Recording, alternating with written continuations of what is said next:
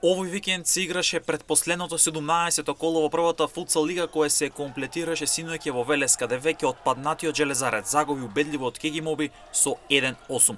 Бутил забележа повеќе од важна победа од 4-1 над Црна Река. Практично тоа беше дерби од дното и дерби за опстанок во првата лига, со што Бутил веќе го обезбедува опстанокот, а пак Црна Река во последното коло ќе бара опстанок, што ќе им биде навистина тешко. Форца е старо нов шампион, а на гостувањето во Гевгелика и Проект двете екипи ремизира играјќи 4-4 и поделба на бодовите.